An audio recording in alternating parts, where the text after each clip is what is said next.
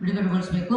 ಕಲಬುರ್ಗಿಯವರ ವೀರೇಶ್ ಹಿರೇಮಠ ಇವರ ವಿಶೇಷವಾದಂತಹ ಪರಿಶ್ರಮ ವಾರ್ತೆ ವಿಶೇಷ ಸಂಚಿಕೆ ಬಿಡುಗಡೆಗೊಳ್ತಾ ಇದೆ. ಅವರ ಪರಿಶ್ರಮಕ್ಕಾಗಿ ಆದರೂ ನಿಮ್ದೊಂದು ಚಪ್ಪಾಳೆ ಬರಲಿ ಅಲ್ವೇನ್ರಿ?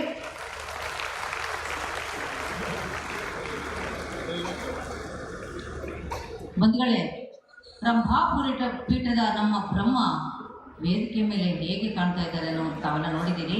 ಬಂದ ಭಕ್ತರಲ್ಲಿ ಬಡವ ಬಲ್ಲಿದ ಪಂಡಿತ ಪಾಮರನೆಂಬ ಭೇದವಿಲ್ಲದೆ ಅನುಗ್ರಹಿಸುವ ಆಶೀರ್ವದಿಸುವ ಸ್ವಭಾವದ ಮಹಾಚಾರ್ಯರ ಕಾರ್ಯವೈಖರಿ ಬಗ್ಗೆ ನಿಮಗೆ ಇನ್ನೂ ಒಂದು ಸೋಜಿಗದ ಸಂಗತಿಯನ್ನು ಹೇಳ್ತಾ ಇದ್ದೇನೆ.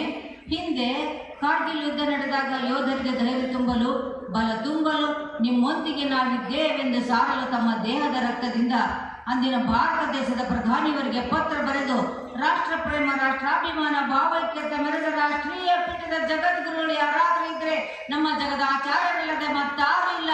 ಅಂತಹ ಹಸಿರು ಪೀಠದ ಹಸನ್ಮುಖದ ಪ್ರಸನ್ನ ರೇಣುಕರಿಗೆ ನಿಮ್ಮ ಭಕ್ತಿಯ ಚಪ್ಪಾಳೆ ಬರಲಿ.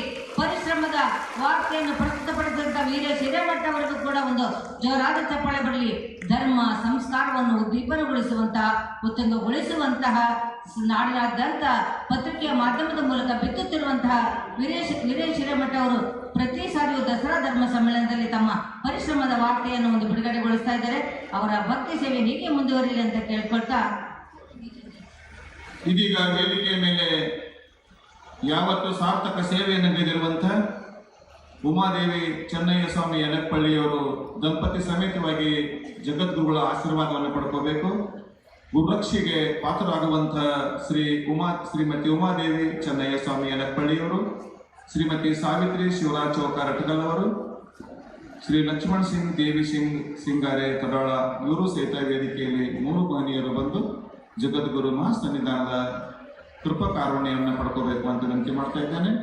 ಇದೀಗ ವೇದಿಕೆಯ ಮೇಲೆ ದೂರದ ಹತ್ತಿರದ ಬೆಳಗಾವಿಯಿಂದ ಆಗಮಿಸಿರುವಂತಹ ಚನ್ನಬಸಲೆ ಮಹಾದೇವಯ್ಯ ಪೂಜಾರ, ದೊಡ್ಡವಾಡ, ಬೈಲಹೊಂಗಲ, ಜಗದಾಚಾರ್ಯ